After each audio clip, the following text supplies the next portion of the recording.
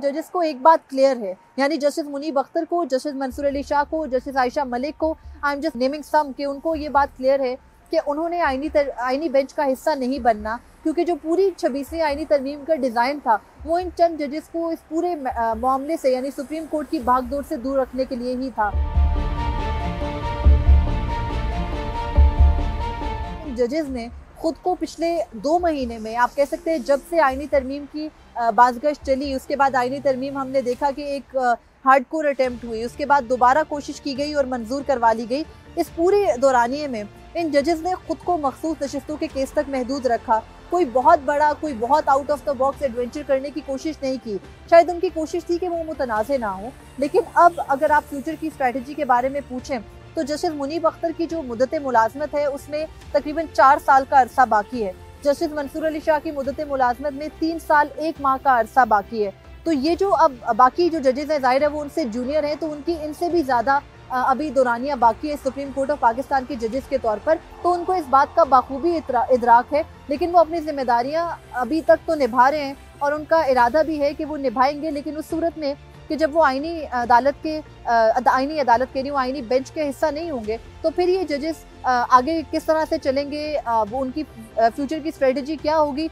ये तब क्लियर होगा जब 26वीं आईनी तरमीम एक्चुअल में क्या है, उसकी मिस्टेक्स और उसके फॉल्ट्स क्या हैं, ये सब कुछ सामने आएगा। और अभी अगर आप उसको गौर से पढ़ें और कोई भी आम समझ रखने वाला शख्स भी उसको पढ़े, तो उसको समझ में आएगा कि उसमें ये लूप होल है कि आपने स्पेसिफाई नहीं किया कि कौन सा मुकदमा आईनी होगा, कौन सा मुकदमा सियासी होगा, कौन सा मुकदमा आइन और सियासत दोनों से मावरा होगा। तो यही वो कंफ्यूजन है जो जजेस के सामने भी है। जजेस ने क्योंकि आईने पाकिस्तान पर हल्फ उठा रखा है, और आईने पाकिस्तान के अंदर अगर कोई रद्दोबदल किया जाएगा तो वो तो ये सवाल करेंगे कि आप बताएं कि हमने जिस आइन पर हल्फ उठाया है उसके तहत ये मुकदमा सुनने की सवाबदीद हमारी है या नहीं है। और अगर ये मुकदमा सुनने का इख्तियार हमारे पास नहीं है तो जाहिर है ये किसी ने तो तय करना है। और आज जिस तरह से रोज़ाना की बुनियाद पर अदालत आगे बढ़ रही है, तो जजेस ये सवाल कर रहे हैं कि अभी ये आईनी तरमीम हुई है उसकी तशरीह होनी है, हमें बताना है कि किस तरह से हम मुकदमात सुने। तो एक तरह से गैर फ़ाली की तरफ अदालत जाती दिखाई दे रही है। दूसरी जानिब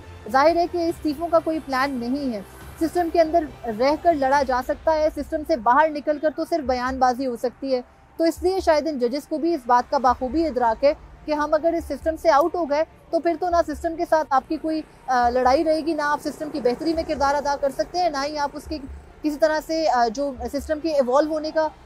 पूरा प्रोसेस है उसमें आप अपना किरदार अदा कर सकेंगे। तो जाहिर है इस्तीफ़े मुझे लगता है कि कोई सेकंड थर्ड ऑप्शन हो सकते हैं, फर्स्ट ऑप्शन पर नहीं है। और अभी क्योंकि डेवलपिंग सिचुएशन है, कुछ भी कहना कबल अज़ वक्त है, लेकिन आइंदा आने वाले दिनों में ज़रूर उन जजेस की स्ट्रैटेजी भी और सुप्रीम कोर्ट की स्ट्रैटेजी भी क्लियर हो जाएगी। मेरी नज़र में 26वीं आईनी तरमीम के अंदर जितने अभी तक नुक्स हैं और जितने उसके अंदर खामियां हैं, उनसे हो सकता है कि सुप्रीम कोर्ट की जो ओवरऑल वर्किंग है वो मुतासिर होगी और गैर फ़ाली की तरफ जा सकती है मुल्क की आला आईनी अदालत। तो अब देखना है कि उसमें जो आईनी बेंच का क़याम होगा वो किस तरीके से होगा, उनके सामने मुकदमात ट्रांसफ़र का क्या तरीका होगा, और फिर ये जजेस उसके मुताबिक क्या स्ट्रेटजी रखेंगे। क्या ये बैठकर सिर्फ फैमिली मैटर्स को, डिवोर्स के, कस्टडी के या टैक्सेशन के कुछ मैटर्स, या फिर जो जायदाद के मामलात हैं वही देखेंगे, या फिर इन जजेस को भी कहीं आईनी बेंचेस का हिस्सा बनाया जाएगा। तो अभी डिसीजन आइंदा आने वाले चीफ जस्टिस ने भी करनी है, जिन्होंने जुडिशल कमीशन बुलाकर बेंचेस बनाने का के अमल में हुकूमत के साथ बैठना होगा।